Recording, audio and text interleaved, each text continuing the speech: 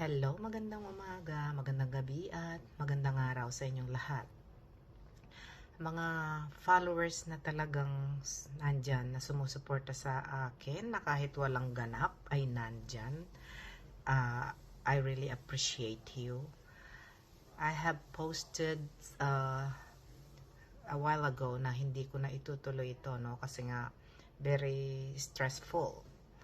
Pero dahil na din sa inyo na mga messages, yung mga message comment at mga chat messages at mga tawag sa phone na pinapalakas ang loob ko, kaya ayan, napagdesisyonan ko na ituloy.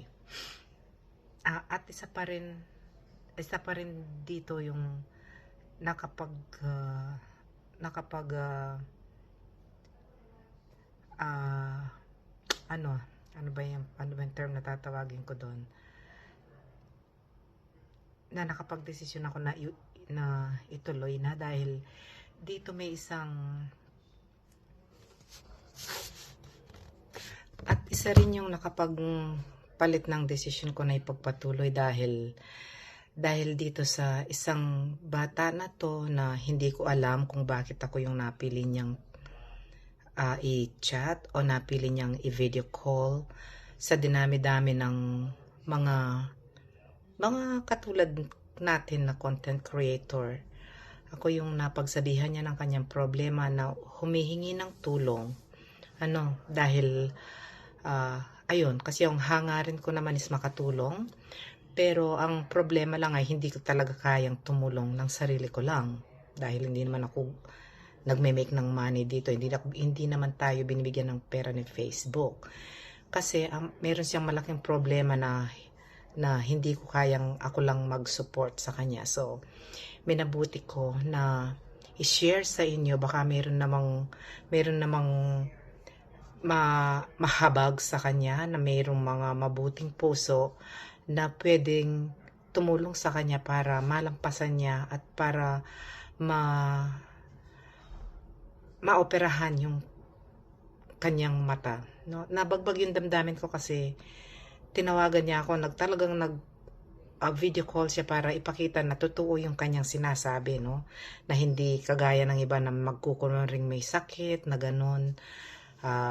Magsesend ng pictures na hindi mo man alam kung totoo nga o hindi. Ito talaga ginawa niya ng paraan para ako ay kanya makausap at makita ko na totoo yung kanyang sinasabi. So please, sana kayong may mga mabubuting puso, tulungan po natin siya. Umaapil po ako sa inyo, bigyan po natin siya ng pagkakataon maging maayos yung kanyang paningin.